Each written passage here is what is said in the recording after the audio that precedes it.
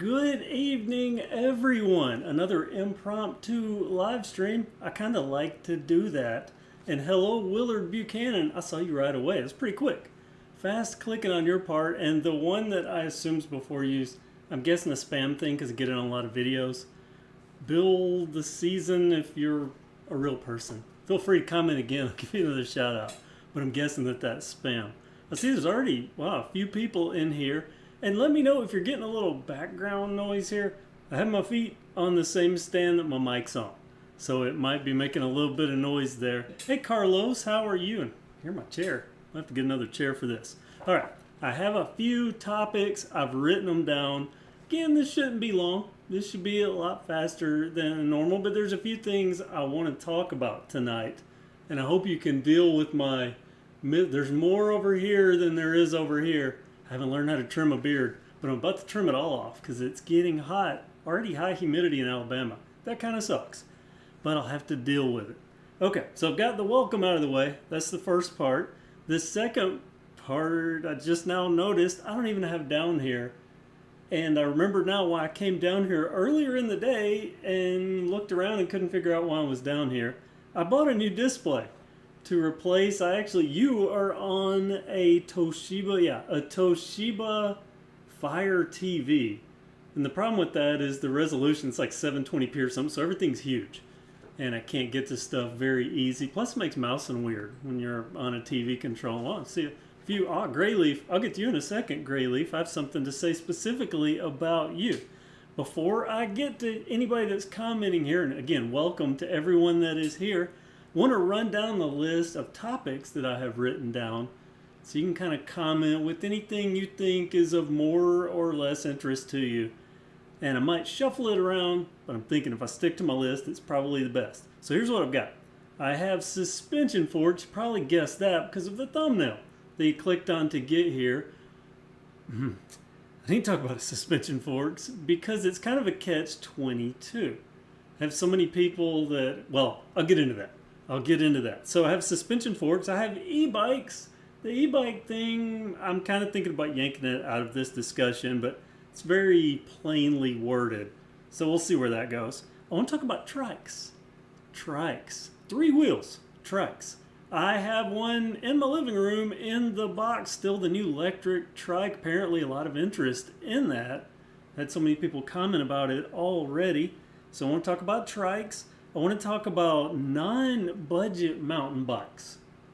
Non-budget mountain bikes. So not our Walmart budget, or well, some of the bikes that we're getting at Walmart now, they're starting to blur that line a little bit.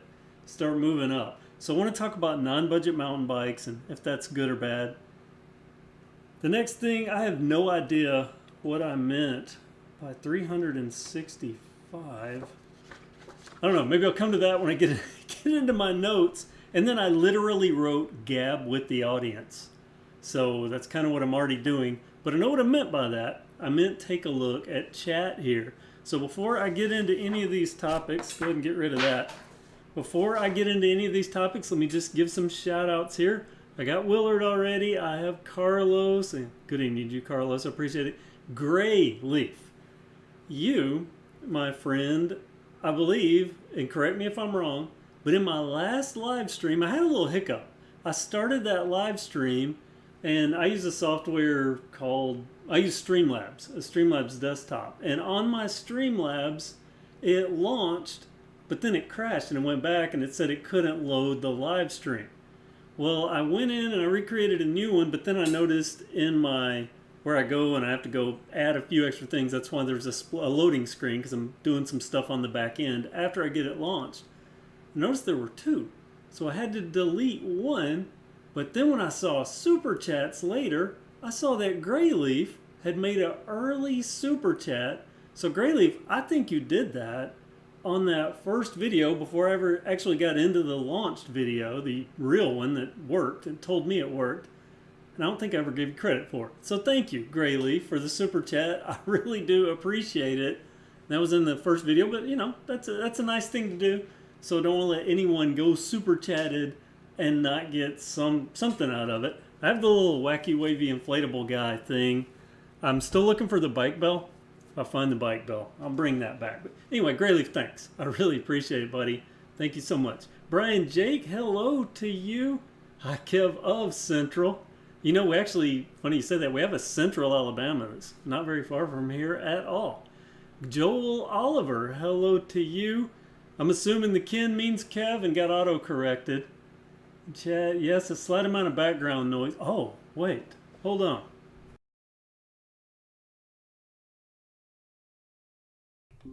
How's that with the background noise? I forgot that I had my loft vent still running. Probably was hearing that. But I was talking about when I put my feet here.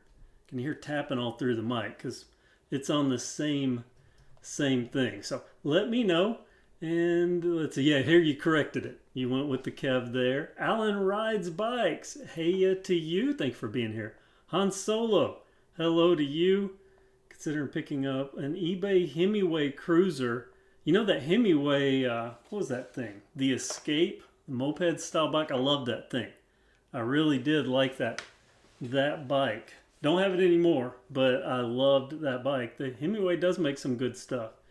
Jay Biking, hello to you. Rob 2D2, more regulars here. I appreciate you guys being here.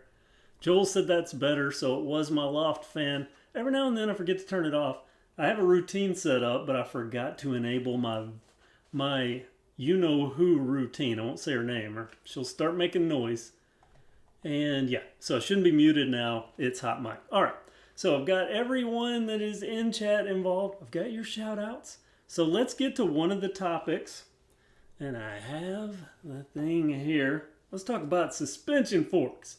I actually have them lined up. I mean, even all right behind where you are on the floor. They're all lined up, but this was the easiest one for me to grab. I don't even know what this one... This is an Epixon, an unlabeled Epixon with a through axle. But this is a decent suspension fork. When I'm upgrading bikes, you know, something like this that I'll put in a bike to upgrade it. So, I have had a case in point what spurred me adding this as a topic. I had, I think 2 or 3, some videos ago, I had that new Priority Retro mountain bike called the Sauce. It is super cool. I loved it. It's already been donated, and that was really, really hard for me to donate. Very, very hard for me to donate because I like that bike. If it was not for it being a single speed, that would have probably stayed in my possession and I would have donated the value to the nonprofit and kept that bike. But they're hills. Whichever way you go out of my driveway, there are hills.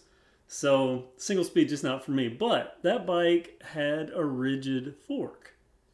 And so many people have been commenting about the rigid fork, and also this bike right here. This electric cargo bike has, get that out of the way, it has a rigid fork. And I've noticed in comments something that happens consistently. If I have a big box bike, like say the Schwinn Junction that I recently reviewed, it has a big box suspension fork, and I don't have any big box forks here. I would have grabbed one of those, but you know what I'm talking about. Just watch that Junction video. It's the usual big box fork. Little caps, no adjustment, limited travel, horrible seals, some worse than others, but there are multiple things that make it a big box fork. A lot of people will always comment when something like that, when I present a bike like that, or even the Sauce, which has a nice fork even though it's a rigid fork, or that bike, that's a useful fork for that bike.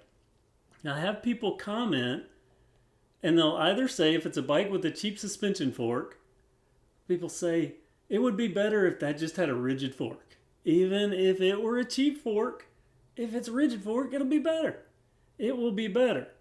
Then I have people when I have a bike with a rigid fork that will say that's an awesome bike except for that rigid fork. Even if it had a cheap suspension fork, that would be better. So, you know, I know you can't please everyone, especially this is the internet. You know, I'm always going to have someone that'll come out with something, but I understand the points. I really do understand the points because a cheap fork, and I wrote down a couple of cheat me lists here. You know, just a couple things here. I wrote down, just popped off my mind right away about cheap suspension forks. This, not one of them. This is affordable but still a good fork. Light enough that I can hold it. You know how much those cheap ones, kind of ironic. This one has way more travel, bigger stanchions and stuff, and it's so light compared to a 40 millimeter, well now I'm dropping it, a 40 millimeter travel fork that comes on a big box bike. But here are a few things that I wrote down about those. The weight, they're heavy. Some of them weigh, I've had them weigh almost 8 pounds. For a cheap suspension fork, especially, and it's funny, it gets the smaller the fork, some reason the heavier they are. The poor rebound, they just don't have a rebound. They just kind of bounce up. I kid around in videos sometimes. I'll be riding a bike and you'll hear clanking when I'll hit a bump or something. And it's actually not the forks pressing down and clanking. It's clanking when it springs back up, because it just springs back up and slaps against anything that's up there and makes noise. And of course the limited travel. You know the forks, they're 40 millimeters travel, 60 millimeters travel, things like that. So people will say it's better to just have a rigid fork if you have something like that. But then bikes come out like that, the Sauce, which again, I think is an amazing bike. The Sauce, and it had that rigid fork, and people, it shouldn't have mountain bike in the name. If it has a rigid fork, well, you know, I've seen people that comment, I'm not calling anyone out, but I have had people, I know specifically email exchanges that I've had with people that will call out a bike for a cheap fork, but then say that a bike with a rigid, same person, then the bike with a rigid fork should have at least had a cheap fork on it. It should have had, I can't go both ways. So which one's it going to be? And again, I get the moral dilemma, and I'm not criticizing anyone in particular because of their views, because it takes all of our views to make the world better. But, you know, I do kind of understand in a way, but it is important when people say that it can't be a retro mountain bike if it doesn't have a suspension fork.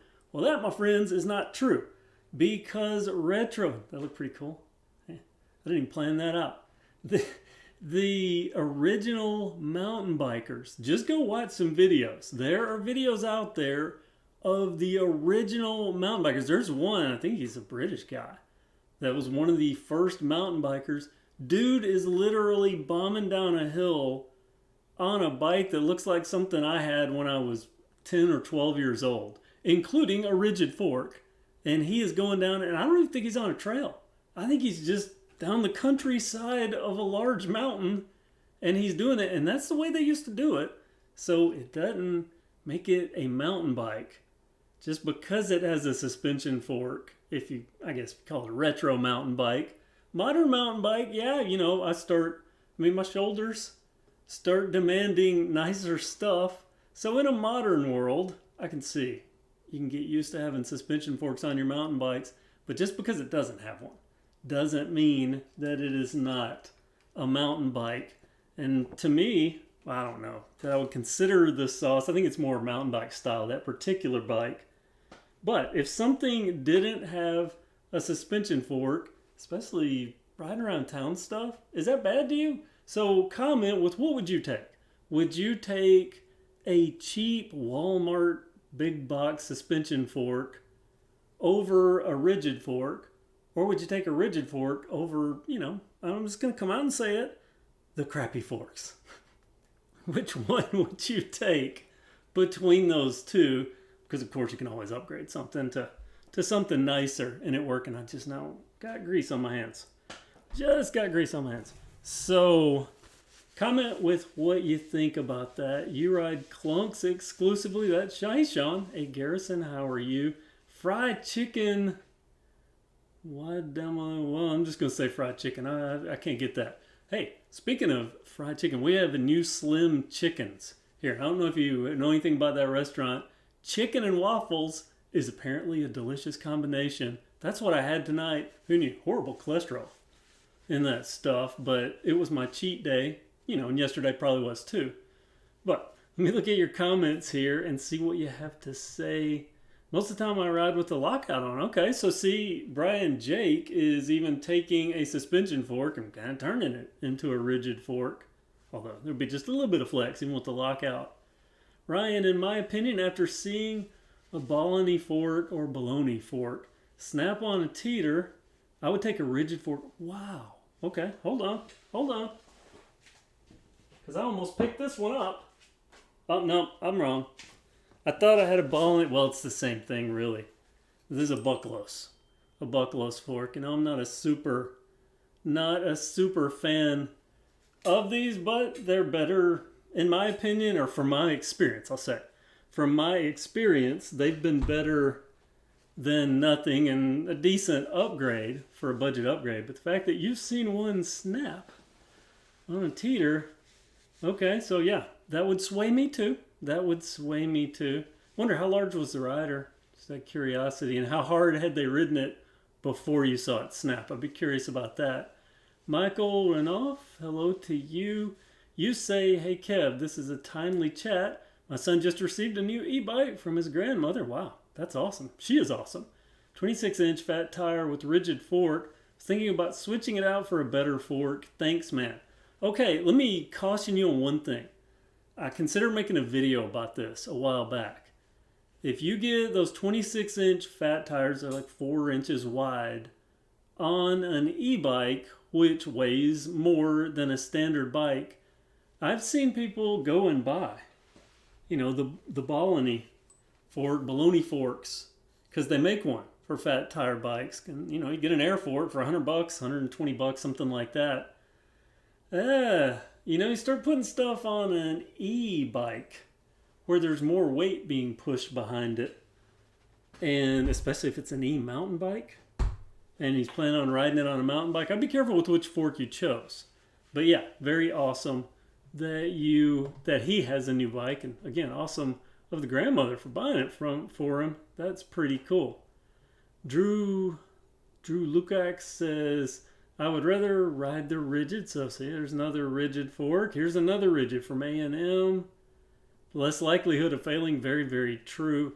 I did have one bike that an old boss had. I made a video on it. And I looked out, I said, oh, this is the coolest bike in the world. It's all vintage and everything. And I rode it around town. And then I got it back and I looked it up and found out it was a bike that had the, quote, death fork. Because it was known to snap at any time. That was a rigid, but most rigid forks, yes. Pretty tough.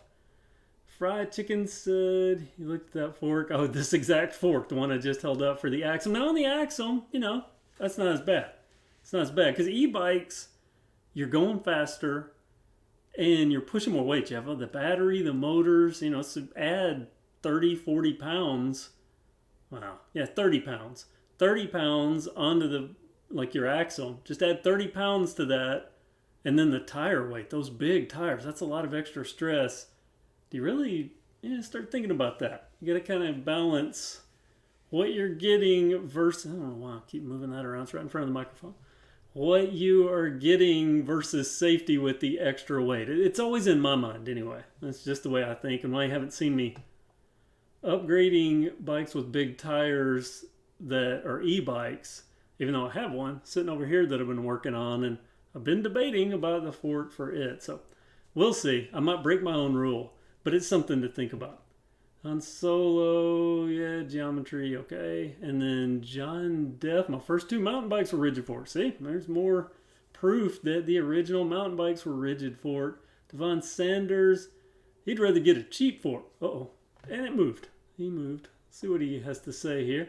Rather get a cheap fork with some compression and dampening. It's pretty much required. Yeah, did I read that right? You live in Detroit, and riding with a fork with some compression and dampening is pretty much required if you want a comfortable ride. So you're riding around town. Yeah, you know, I mentioned in that junction to quite a few people in that junction video, that has a big box cheap fork. But for what that bike is built for, it's a commuter bike. Riding it to work or riding it to campus, it's going to smooth out city streets more than enough. More than enough. The only downside would be that weight. It does add probably 6 or 7 pounds to the bike versus a rigid fork. But really, man, for what that bike's going to be used for, I think it's fine. Ryan says, I have a photo if you'd like the stanchion complete. Yeah, head to my website. Go to my website down in the bottom right-hand corner. You can click on the chat icon, and then there's a little paper clip. You can click on that and send me some pictures. I think you can even send video through that. I'd like to see that. I really would. Might even show people on the next live chat. So let me burn through these really fast. David Russell, You have a bucklos as long as Amazon. Okay, you have a bucklos. I've had a bucklos. And as long as you buy the Amazon warranty, you're going to replace the fork in a year or two. Okay, yeah. Cheap forks will blow out, and you don't get service kits on the cheaper forks. So, yeah, there is that. Brian Brian, whatever the last thing is there. I always choose bad suspension over my wrist taking the brunt of mistakes on a bike. Yeah, it's the same thing with me, the shoulders. I'll take bad suspension over rigid just because my shoulders. I injured them, this one really bad, and this one less. But I can tell. I can tell when I'm riding anything rigid and I get it out on a trail or anything off-road. Junk shock fork will hurt you on the trail. Seen that? That's Rob 2D2. Yes, I can see they could break. Fortunately, I'm knock right here next to the microphone though. Knock on wood. Fortunately, I've been pretty good with them so far, but I try to be cautious. David Russell, I'd love to hear how folks feel about the Epixon versus the cheaper rock shocks we see out there. I would take I don't know, man. Epixon's pretty, I have budget rock shocks and I have Epixons. Epixon's pretty good. It's a pretty good fork. The downside, they're not as rebuildable. They're not as rebuildable parts or yeah, so RockShox's always rebuildable, at least every one that I've ever had. So I think that would probably be the key there. But I've also always spent about $30 to $50 more for the RockShox than any of the Epixons that I have bought or purchased. So there's that. Joe Draco got a ball in the bucklos on my older 26 bike because the original fork was starting to fall apart. Around town, it's done just fine for the past year. My wrist thanked me for not going rigid. Yeah, we were just talking about that. Wouldn't hit hard on the trail. Yeah, wouldn't work well on the trail. R2D2, there's another conversation. So, all right. Anyway, and wait, saw somebody from Poland. Someone say Poland. By the way, it's 3:30 a.m. in Poland. Wow. And so, thank you for being here from Poland.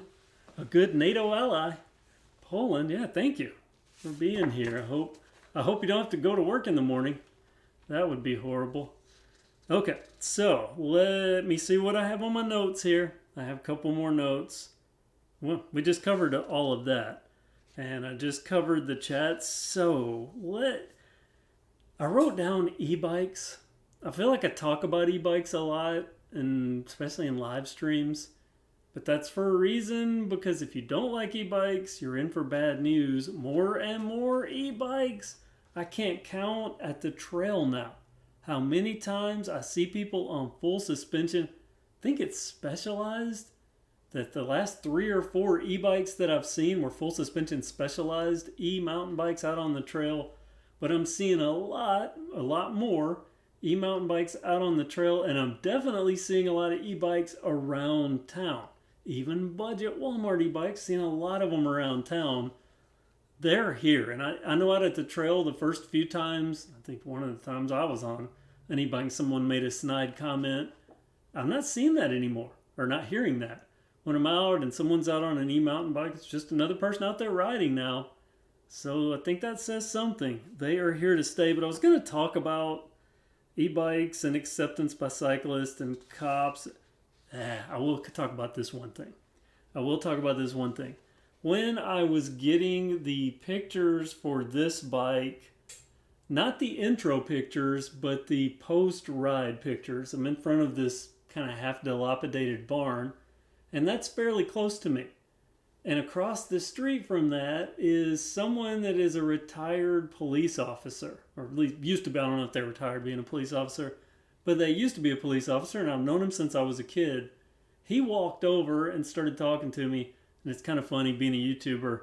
Young people will walk up to you if you're filming, and then right away they'll ask you if you're a TikToker or a YouTuber, and usually young kids are pretty sharp. If it's in landscape mode, they instantly, oh, are you a YouTuber? And I'm like this, are you a TikToker? Usually they'll ask. And I say, yeah, I'm filming for YouTube. And they'll ask what channel. And before I even get it out of my mouth, they're already subscribed. It's amazing how fast they can type. And then they'll say, well, we'll leave you alone and let you do your thing. And then they go on. Older people will walk up and ask what you're doing. And while I'm filming, it's kind of what I do. I film these and I do reviews on them. And then 45 minutes of a conversation. I appreciate the conversation, but it is funny. He walked over while I was trying to film this. It was already starting to sprinkle rain. I was really trying to get finished. And he used to be a cop. And the first thing he said to me, "How fast will that go?" I said, "Well, unlocked, out of the box, it'll do 20. It'll unlock up to 28. And he said, "How is that legal?" Because he's thinking like a cop. And he says, "I see people zipping all over the place on those." So I'm wondering how it's legal. I said, "Well, we're in Alabama. Normally, not the most rapid advancing state for restrictions on things, which is both good and bad. There's some good sides of it and there's some bad sides of that." But I just told him, yeah, these are completely legal in Alabama. We don't restrict between class 2 and class 3. And then he mentioned, yeah, well, I see people going like 50 miles an hour on those. The more I talked with him, the more I realized he didn't know that was electric. He just, in his mind, went any motorized bike. And it was the two-stroke kit. Someone, and I've seen him zipping around. I know who he's talking. I don't know him personally, but I know who he's talking about. And he was talking about two-stroke kits. But in his cop mind, he was already peaked. So I'm wondering just how long, riding an e-bike in a bike lane before I get pulled over from someone that is going to, probably should have muted that, my apologies, from someone that is going to kind of, just question me a little bit. But so far, nothing.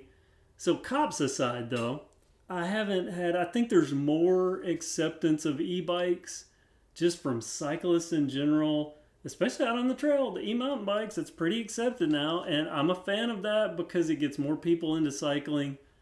And two, the older we get, the more I'm going to lean on that e-mountain bike crutch to keep me going longer on the trail, especially in Alabama. I don't handle heat. I don't handle humidity well. So it gets into late July here. Late July, early August in Alabama is brutal. I mean brutal. If you've never been down here, you can literally sweat to death in the shade. You can end in the shade sitting still if you don't have something to hydrate yourself. It's horrible. So anyway, I'll let you talk amongst yourselves about e-bikes. I went longer on them than I planned. So just talk about that. All right, now let's talk about Trikes, specifically e-Trikes. Because electric, the new one that I have in the living room, is the new electric trike. I have a link to it down in the description, and I'll shameless plug here. Using my links down in the description, a great way to help the channel without costing you anything extra. It's just a good way. So always check the links if you're shopping for a bike, because there might be a link for a company that you shop for. Might even be discount codes down there, so you always want to look. But electric has a new trike. I'll be reviewing that soon.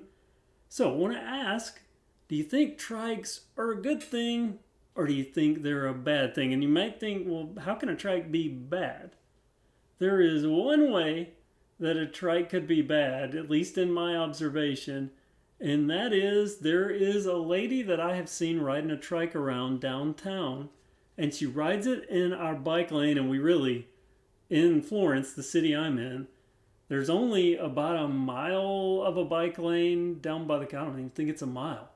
Down by the college, and then down by what used to be the old hospital, there's about another mile of a bike lane, and then you can kind of come back on it. That's pretty much it as far as our bike lane. And I've seen her in the bike lane on this kind of oddly wide trike, and she's hanging out into the road on that trike. Plus our bike lanes, there's so few, they're more and more now. But historically, there have been so few cyclists here that people put their rubbish and things like that in the bike lane, so you kind of have to veer around stuff as you're going down the bike lane. So that's the only bad I can say about trikes. I think they're good for, I've written down a few reasons here. First and foremost, they keep people riding. They keep people riding. It's whether, I don't know anyone's age here, but however young or old you are, you get to a point in life and you start having balance issues when you get older. At least your balance decreases. As we age, it gets a little worse. Kind of ironic. You start out with bad balance, then you end up with it. But trikes pretty much eliminate that. So it can keep people riding for longer because they don't have to worry. I know you've seen the people that ride motorcycles their whole life and then they get into the trike motorcycles. That's a balance thing usually, or maybe they just don't want to have to worry about balancing it. Plus, motorcycles are heavy. You can have comfort longer on rides, specifically on that electric trike. They sell a seat with a backrest, or at least they're planning on selling a seat with a backrest for that bike. That's a lot of comfort. I mean, I have a backrest right here. If you can lean back on a backrest, that is a massive, massive advantage, especially like people like my father that have back problems anyway. Rather than shocking around and being at odd angles, you can lean back and have a little cushioning back there, and that helps. The cargo capacity, if you are someone that uses your bike as your transportation, having a trike, usually there's room for a basket in the back. You can load stuff up there. You don't have to worry about weight distribution if you go to the grocery store, and I have done this. Went to the grocery store, we probably all have. If you ride a lot, you get a few bags and you hang them off your handlebars. And what happens? You're smacking them on your knees as you're going, and when you go into the first turn, one of them sliding in from the other side, and then you start smacking against, so you know what I'm talking about. The cargo capacity is another benefit of trikes. I just talked about the backrest. That's the good things. I did write down one other negative. I only mentioned the one negative of her width with her trike and riding in the bike lane, which might be a one-off because our bike lane's kind of narrow. Dangerous. And I know I talked about trikes just a second ago, like they're a great thing with, keeping people that don't have balance problems. Not all trikes are built the same, especially e-trikes, but mostly on e-trikes, they keep the speed low down. I think electric really dialed down the speed on their electric trike. I can't wait to try that out. But I've seen videos where people are on trikes. I mean, I've been on, the old three-wheelers. You barely turn those and flop over. I've seen videos where people are going over people that you really don't want, look a little fragile, don't want them to be going over on a bike. You just watch. You can look up and see videos where those three wheels, the balance is so easy to push them over if the tires are too narrow in on the back. So that's why, like that lady, she's got one that's more stable for her, and that's a good thing except for the bike lane usage. So what do you think about trikes? Comment with that, and I'll glance here in just a minute. I do see Rob2D2 say, once you ride an e-bike, no way you can be hating on them. I absolutely agree. I've let people ride, especially that full suspension hyper bike, the full suspension hyper mountain bike. Everyone that has been on that instantly, I have to get me an e-mountain bike. I have to get an e-mountain bike. There is no doubt. Of course, I think they're probably thinking like the Trek high-end stuff because they have some expensive bikes. But yeah, I believe that as well about e-bikes. So let's just give a glance here. Gustavo, dude, looks like Greg Miller. I think you're the second person that said that. I have no idea who Greg Miller is. I feel sorry for him if this is what they're working with. I feel so. Hey, Jack Lowe, how are you, my friend? Says, I like the way you said July. This is Alabama. We say July. We do. Oh, June. We'll drag out those U's. We like to drag out the U's. John Deff. Wonder how good e-bike conversion kits are. I have a GT that would make a good, but a lot of people are doing that.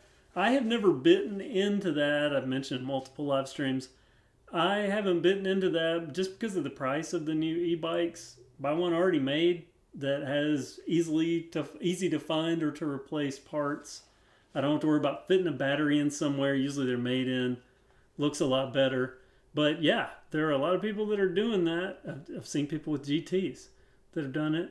Michael says, trike reminds me of a retirement community in Florida's ride. Hey, whatever works. Whatever works. I don't picture myself for quite a few more years riding around on a trike, but I will say when I was at the last RV park, there were quite a few trikes running around, and they looked like they were having fun, and I was kind of jealous of the trike. So we'll say that. Let's see, it'd be cool if they made one like the Can-Am reverse trike. Yeah, that would be interesting to see. Of course, it'd probably just jack the price up. Rob2D2, three-wheelers are so rad, though. Yeah, three-wheelers are. That is correct. He was talking about, I mentioned the old 80s three-wheeler. If you ever get a chance, actually, be careful on those. They're very, very easy to flip this way and very easy to just roll over on with even just a slight turn. Hey, the Captain's Cog, how are you doing? You didn't miss a whole lot.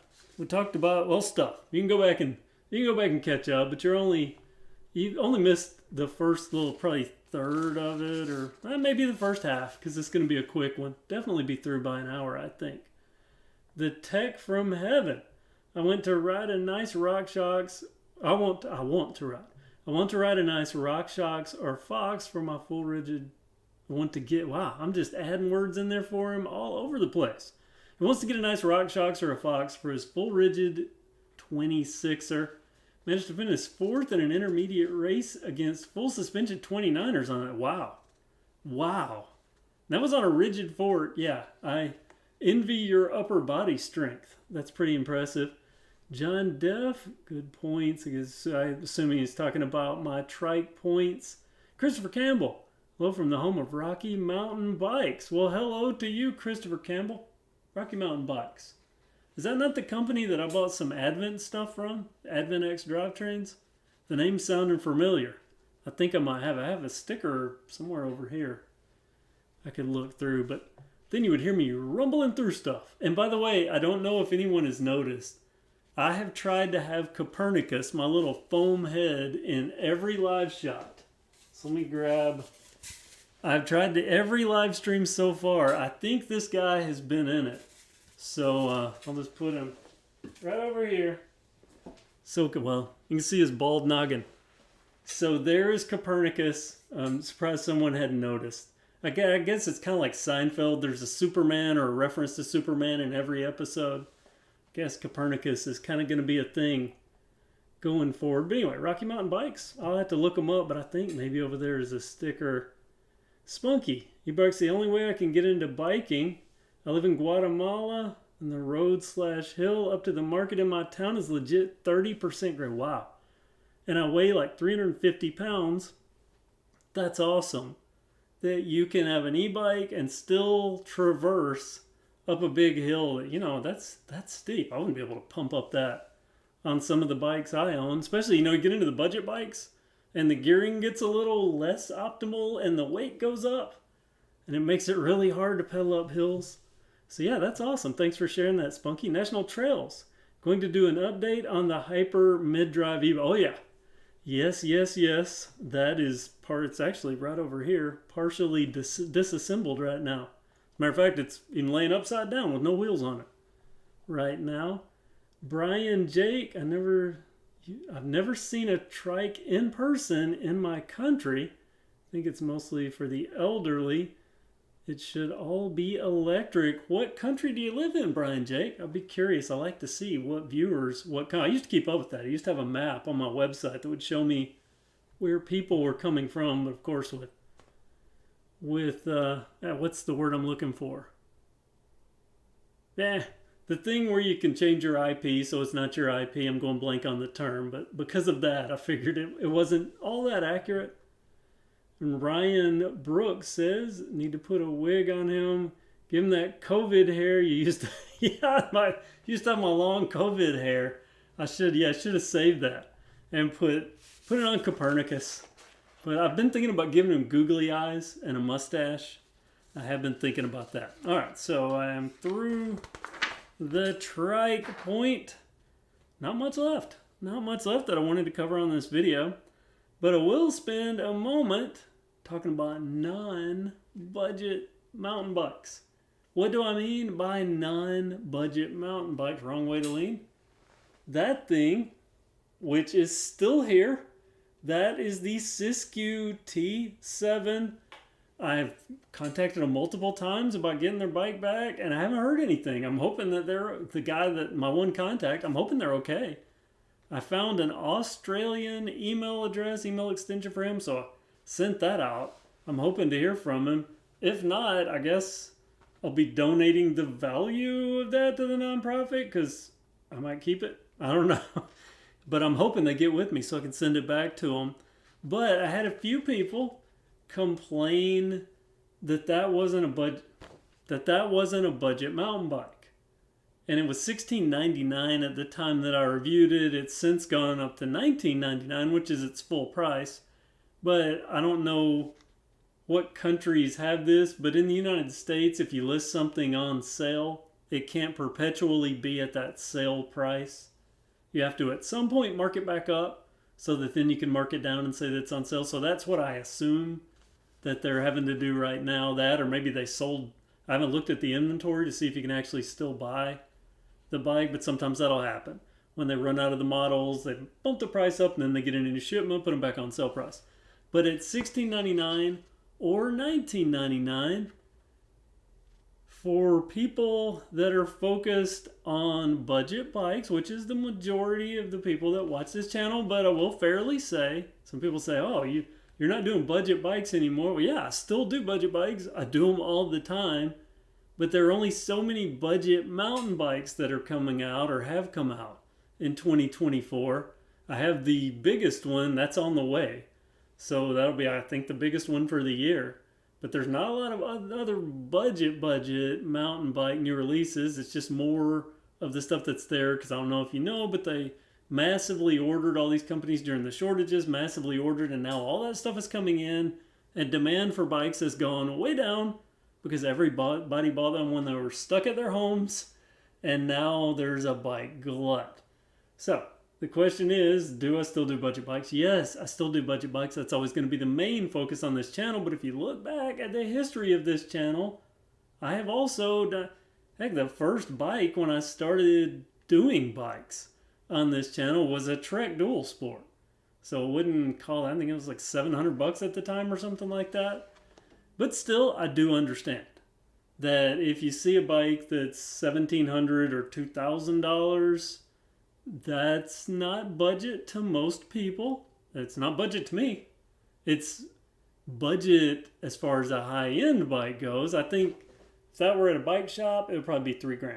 I'm just guessing. It'd be $3,000, maybe $2,500, $2,700 at best. But I would think that would be a $3,000 bike at a local bike shop. So I think it's budget in that sense, that it saves you money. But for most people, I understand. They're shopping budget bikes that know this channel for Walmart bikes. That's not a Walmart bike. So I want to ask, budget bikes, what does that mean to you? What does budget mean to you? Think about that. If you think mountain bike, I'm curious, because I know when I got out of cycling and then I went to get back into it, I went down to the local bike shop. When I bought that Trek DS, I intended on buying a Trek Marlin. I went in there to buy a Trek Marlin. Well, I went in to buy another Trek 4300, but I didn't know those had been long discontinued. And they showed me a Trek Marlin, and that was what I was going to buy, and I took a test ride on it. And after one loop, I came back and I went, let me look at this Dual Sport. And I rode that around because I knew I was going to primarily be riding it on the city streets, but I wanted something I could take on some light trail duty. I didn't think I would kind of get back to the mountain biking like I used to do, but that took about a week. I remember I went back into the bike shop and, did you just have this out at Wildwood? Did I see what? Yeah, I was on this out at Wildwood. So that's kind of funny, but I thought at that time, I remember it was, I think, $550 for a Trek Marlin. And I remember thinking, $550? Who would spend that for a bike? Who would spend that for a bike? And then, of course, I buy something. I think that DS was more expensive at that. Maybe I bought the one that was about $550, and then I wanted the DS2, and I think that was $700. I think that was the case. But budget, what I'm getting at here is budget can vary from person to person. So what is your thought of a budget bike? Is that Walmart budget? Is that historic Walmart budget? Is your idea of a budget bike $200? Or is your idea of a Walmart bike $400 now, thinking about some of the new $400 to $500? Thinking of the Giordanos and Axims and all the bikes you can get in that price range. Is that still a budget bike to you? And where does it stop? I would like to know, because in my mind, anything that is a better value than stuff you normally would think of. So you think a full suspension mountain bike, a quality full suspension mountain bike, like instantly my mind goes to the Trek, the bike shop downtown, goes to a Trek Fuel, something like that. So when I look at a bike like a Siskiyou T7 and I see that I can get the same or better components for less money, that's a budget bike to me in that sense. But I do realize money is very, very tight. So when you're talking budget, like someone, I have very little money, that kind of budget's different than regular budget pricing, I guess, is a long way of getting to what I was trying to say. And I just about slid off of this. I just about slid off of this stool. My foot went right off the thing there. So comment, I'm just curious. I don't think anyone has mentioned pricing. Grayleaf did said I would consider any good bike below $800 a good budget bike. Okay, here's Jack Lowe also. Budget bike to me means it's $500 or less from Walmart, Target, Dick's, Big Box, and non-local bike shop. Yeah, see, that's a good point, Jack. I think to many people budget means non-bike shop. And yeah, I'll go with that. I'll go with that. Spunky. Guatemala is like a torture test for bikes. Another town I used to live in is flat, but all the roads are super rough. Old world cobblestone is rough to ride on. Regularly, it's more like a rock garden than cobblestone. All right, and then AX3 Crafter, X3, you say 400 or less, okay. And then there's a 500 to 1,000 new cost. That's Casey Crow. Hello to you. Rick C. Face to the name, not what I was expecting. Yeah, try to sleep tonight. How you like that? Okay, Rob2D2, budget to me is basically a closeout deal. So see, Rob might have some coin there, can walk into a bike shop. And if it's discounted, like $3,000 bike that might be discounted to $2,000, that might be a budget deal to him. There's another 300 to 600 from Michael. Christopher under 850. So see, it can vary. And I used to say, well, I still do say budget bike. And then I've seen people comment, well, not everybody thinks that's a budget bike. And I do get that. But when I'm talking about a Walmart bike that you can buy off the rack, even if that's $400 or $500, that's still a budget bike in my mind. And I think to most people, it would be. Spunky burned up a hub motor, doing what is considered moderate hill. Might have rounded out some teeth. Yeah, most of those hub motors have plastic teeth in them. My current climb in the hill on the market, going to the market today. John Deff, he likes to bargain hunt. Bought a 2013 Da Vinci model brand new in 2015 for 1/3 the original price. That's good. He's a good savvy shopper. Hello to you, Joshua Ramirez. National Trails. Walmart showing $398 and $448 for the Axome currently, if you read right. They might have one, sometimes they'll mark down one specific size frame or one specific color and then don't have the other color marked down. That might be what you're seeing there. But yeah, well, we still have the same Axomes. One of the bikes that brought us to where we are today. Okay, getting close to wrapping up here. I think we'll be done within an hour. Appreciate everyone being here, but I just want to mention a couple of other things. People that say I need to review more mountain bikes. I just hinted on this. I can't force manufacturers to make new bikes at a point where they're holding out on stuff that they had planned on releasing anyway. I can't force them to release this stuff. I wish I could. Say, send it to me and at least let me show the people what they're about to get. But unfortunately, I don't have that power. I'm just an average person that just happens to make videos about bikes. And I did mention the over excess of bikes being a reason for that. 2024, a lot of people are messaging me, especially I get messages all the time on my website. What's coming out from Schwinn? What's coming out from Mongoose? What are we getting in 2024? Why aren't there any 2024 bikes? Most manufacturers are pushing stuff, or 2023, excuse me. Most manufacturers are pushing stuff to 2024. The one exception is the new Ozark Trail brand. I covered the 27.5. There is a 29er, but those are in-store purchase only as far as I understand. I actually had a brief conversation with the person that designed that bike.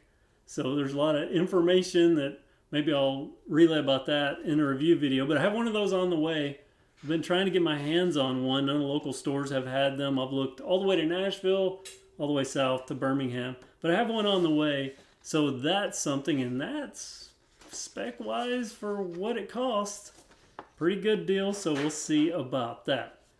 All right, now at the very beginning of this, so who was it that came in that said, what did I miss? The Captain's Cog said, what did I miss? One thing you missed, Captain's Cog, was me having 365 written on one of my papers, and I couldn't remember what that was for. But I have it on a note here. I don't know if you have noticed, but I have started kind of releasing something just about every day. It's not always a video, but more videos have been coming out. But I'll have a short, I'll have a community post. If you're following me on Instagram, I'll have something on Instagram. Things like that. I'm trying to put something out every day, and I'm not trying to be one of those YouTubers that does the 365 thing where you try to forcefully make a video. But my plan is to start putting out more and more bike-related content here on Kev Central. And I'm trying to do something every day, even if it's just a picture of what I'm working on that day, or a new bike that I've just unboxed, things like that. Comment if you like that kind of thing. Judging by my analytics, it looks like the audience is really liking this. So hang in there if you don't, or just pick through what you would rather see and just don't look at what you would rather not. But I want to know. I think people are going to like that, and it'll get you more bike-related content here at Kev Central. So let me know. Yeah, more is good. R Lake 13, thank you. What's Puff Puff? Dave Gravitt here. What are you saying, Dave? Puff Puff, Ear Kev, BC Bug Bud. Okay, I'm confused. I don't know what you're saying, but hello to you. Thank you for being here. Hey, Fat Dad, how are you? Hey, somebody got a new Chromag frame? Budget, my new Chromag frame. That was Dave. Very nice, Dave. Fortunes K89, FYI. Sierra Trading Post has the old black and silver TAF online for $180. I don't know what Sierra Trading Post, just a website, I assume. So they've got that bike for that's a pretty good deal. The black and silver. That's still the one with the humpback, right? That's the hunchback TAF. If it's the hunchback TAF, that's pretty good. Oh, I'm going to make a video on this. I don't know if you know. Not everybody watches the live streams. That's the core, kind of hardcore Kev Central viewer that likes to tune in. For some people, I like watching live streams. So some people just like live streams, but most people prefer regular videos and things like that. So usually get a small percentage of views here on these live streams versus regular videos. But I do want to point out, well, I guess I was going to point out something and then I forgot it. Hold on. Let's see, we're talking about 180 and the TAF. It'll come back to me. I was going to point out something when I rewatch to look at everyone's chat. I'll be like, oh man, I was so close. So close to saying whatever it is. But what was it about? Let's see. It was about the TAF, the silver TAF, silver and black TAF. Whatever. Oh, you do have to be careful. If you're looking on the Walmart website now, be careful when you see some of the bikes because they've had a problem. I think they're starting to clamp down on it, but they kind of had what I think, to me, it's a problem. People buying stuff and marking up the price and listing it as a marketplace item. So you're not actually buying from Walmart. You're buying through Walmart, but a third party, and the prices are higher. And you don't get the same Walmart warranty and things like that. So be careful with at least that part. Because that's the only thing. I keep scrolling back up to that 180 for the silver and black TAF. What was I talking about? Insta-click your stuff. You always insta-click the stuff. Wait. Okay, after that, I went to the live stream, 360, I don't know. I got nothing. It's getting late. Just about to wrap this up. Raleigh Mountain Bikes dead. This is, you didn't know I went live, Fat Dad. Yeah, sometimes it doesn't send notifications. I've had a lot of people get unsubscribed mysteriously and they have to resubscribe, so I don't know. But let's see, okay, Dave Gravitt, it was autocorrect. So, all right, well, that explains that. And Fat Dad said he didn't know it went live. And Raleigh Mountain Bikes being dead, Raleigh got bought. The company that had that brand got bought by another brand, and they kind of restructured the last I looked, I don't know if they're still selling here, but the last I looked, they had 100% restructured their line, and I was not impressed with what I saw as far as what they had done to their lineup. They killed all the bikes I liked. So that, and then R Lake 13, 420 Brain Frog. You won't get any 420 in around me. I'm a teetotaler. I don't even drink caffeine. Tannic acid, I won't drink anything with tannic acid. I'm a teetotaler. Jack Lowe, daily post updates is cool. Keep it coming. That's awesome.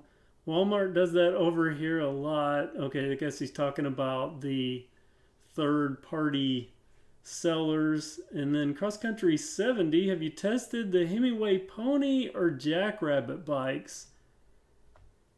No, I don't know which one it is, but they had contacted me about a bike, and I had kind of a funny exchange with them. And I don't know if I'll hear from them again.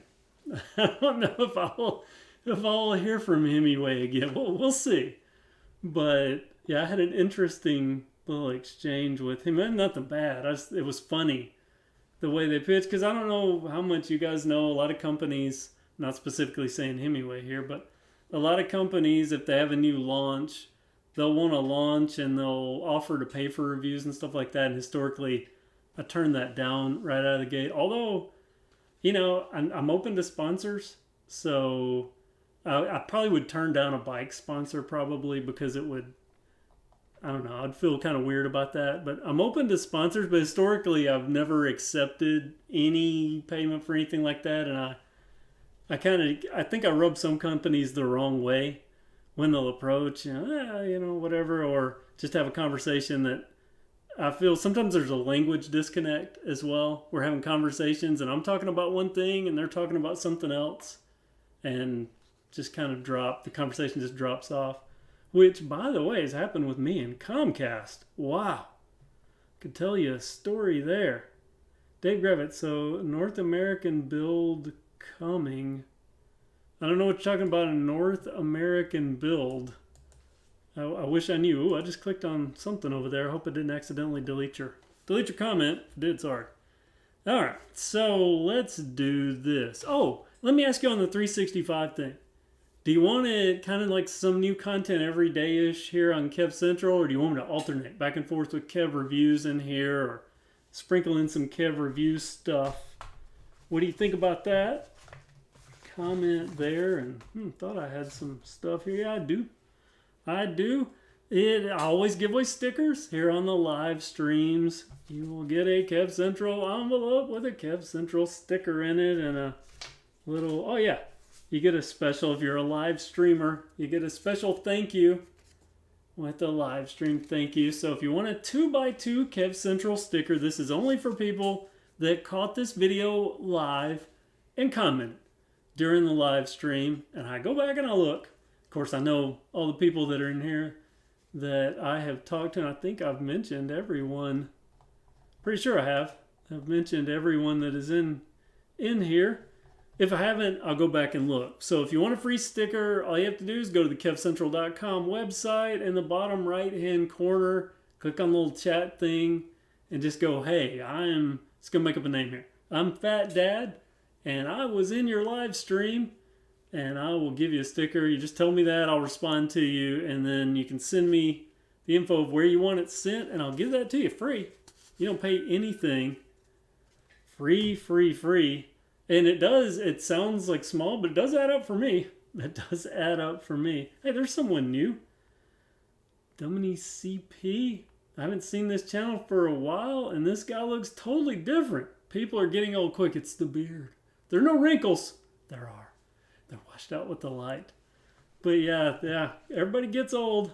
But I'll be shaving this beard soon. Once it gets super, super hot here, I don't want to deal with the heat. So Jack Lowe, mix it up, whatever works for you. Talking about the content, stickers, makes bike. Yeah, these stickers definitely make a bike go faster. And this is exclusive to patrons only. I don't really upload content to the Patreon anymore because people quit watching it. I have people that every month still do $2, but they joined. Wow, I can see the reflection in the camera of this. But the holographic stickers, I have made this the patron sticker. So to get a holographic sticker, become a patron is $2, and you get a free sticker. Most people come get the free sticker, stay for a month, and then bail off. But some stay, and I appreciate that just to support the channel. But if I should have muted this Apple Watch here. Somebody just contacted me on Instagram.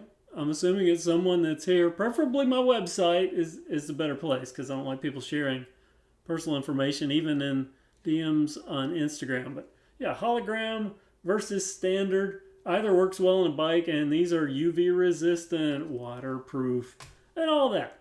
So that's where we're at, and I think I can end this live stream. Let me just check here. A little over an hour. So pushing just a few minutes over. Hey, Dan Biddle, how are you? Haven't seen you in a while. Let's see. Okay, I'm a big fan of the channel. At least I'm thinking you're the Dan Biddle. You know, I was raised around Biddles. Kind of funny. Maybe that's where I know the name from. But hey, Kevin, I'm a big fan of the channel. Love the reviews, and I appreciate the focus on budget bikes. Had a whole conversation just a few minutes ago about budget bikes. You might have just seen it, which is the only kind I can afford. Thank you again. Well, thank you for being here. Thank you for being here, and lots of new budget stuff coming, including the budget. You can probably see the front tire right there. That bike is actually the one that I had a picture on my community post of, that square tube, the bizarre square tube mountain bike. That'll be coming up in the next day or two. The review on that, I've already had it out at the trail and have my opinions. It's unique. It is a unique bike. So thank you. Thank you for being here. I appreciate it. So stay tuned. More budget stuff coming. YouTube just did 2 commercials during a live stream. I didn't even know that was a thing. Wow. Okay. Well, sorry about that. Nothing I can do there. Starfish Prime. Maybe you could do viewers' rides. I used to do a thing where what did I call it? The Kev Central Bike Show. I used to do the Kev Central Bike Show, and I would let rides. I would let viewers submit their bikes, and I would put and make all one video about it. I haven't done that in a long time. And the reason I haven't done that in a long time is because I would get so many people that would send the same bike, and they would send it to me 3 or 4 times. And I had problems. I made one video, and there was a couple bikes in there that were in there 3 or 4 times. And it was getting to where it was kind of the duplicates with a few extras added in. But maybe, yeah, it's a good idea. You can do that if you have a bike. You have want it seen here, just go and submit it on my website, and I'll take a look and consider that. Did I miss the suspension versus rigid forks? Yes, you did, Ty Nova. You missed that. But the beauty of this live stream is you can go back and you can watch it again. So then catch up on all that. Dave Gravitz. So the AVE sticker I have that says, "Do not dumb here, no dumb area," makes thieves think twice. Do not dumb here, no dumb area. Okay, so if that works against thieves, that's good. I hope it works better than the AirTags. That has been my experience toward thieves. So hopefully so. Aaron Behind Bars, cheers to the live stream. Wish I caught it from the beginning, but I'll rewind and watch from the start. Thank you so much. Watching always helps. And I'll just wrap up, just mention the few last chats here. Harry Grimley surprised me too. And then Grayleaf, get the ad blocker. Yeah, you know, YouTube does not like that. Brian Jake, my best review was the Mongoose Envoy, that cargo bike. Yeah, the cargo. You know, it's kind of funny. I mentioned in this that cargo bikes, you know, usually know you're on a cargo bike. This doesn't feel like a cargo bike, even though it's 4 inches longer than the standard XP. The Envoy does. You definitely know you're on. You don't just kind of zip in the little entrance to a sidewalk on the Envoy without thinking it through. Anyway, but it's still an awesome bike. That was donated. That was one of those I never did much with it after the review, but it was still hard to pass on. How come you never talked about the BOGO deal Marin did a couple of months ago? Do you like the Marin? I like the Marin brand, but I don't really have Marin experience. So, and I'm assuming you mean on bikesonline.com. Aren't they the US distributor for Marin now? I didn't know anything about a buy one, get one free. But it could be at retail price. Was it a retail price, buy one, get one free? Because sometimes that's not as good as a sale price. G, is this just G? A buddy recommended your channel today when I said I wanted to get an affordable on/off-road bike for recovery days. Hey, well, I like your friend. They are very intelligent. And welcome to the channel. Thank you for being here. All right, let me wrap this up. Dave Gravitt, a nice blue face first unlocks work. Yeah. Okay, talk about the bike thieves. And then Kevin Thomas, very quality first name you have there, Kevin. Hey man, your reviews led me into buying a Schwinn Axum. That's awesome. Well, congratulations on the Axum. I hope it's serving you well. And Harry Grimley, comment there through dealers. Okay, so actual dealer level Marins, and then Rob2D2 owns 2 Marins. They're solid bikes, so that's pretty good. All right, I'm going to let you guys talk amongst yourself. Jensen USA, that's my university. Jensen USA, Marin, I still think Jensen USA, and Hair League 3 of their intro bikes. Guess he's talking about what was on sale, maybe for the 2-for-1. But anyway, thank you so much for tuning into this live stream. I hope you got something out of it, maybe. And I'll do another one coming up soon. Stay tuned, because lots of videos, like I said. Where is it? Get the fingers right. That bike right there, that's that square tube full suspension mountain bike. That's coming up. Lots and lots of stuff coming up. Some e-bikes. Definitely going to get some e-bikes, as well as that trike, that electric trike. So make sure you're subscribed, have the notification bell active and all that. Oh, and I will say, while you're here, give this a thumbs up, because that helps me in the whole YouTube algorithm thing. I know everybody has to say that, and we really have to as creators, because it does matter.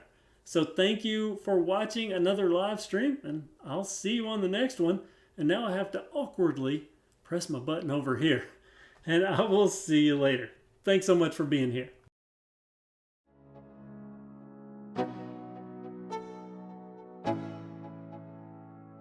Let's go. Yo, I'm like an addict, do I gotta have it. I ain't even playing, got a really bad habit. If it moves, gotta grab it, fuse like a magnet. Lose, won't have it till I'm doomed in a casket.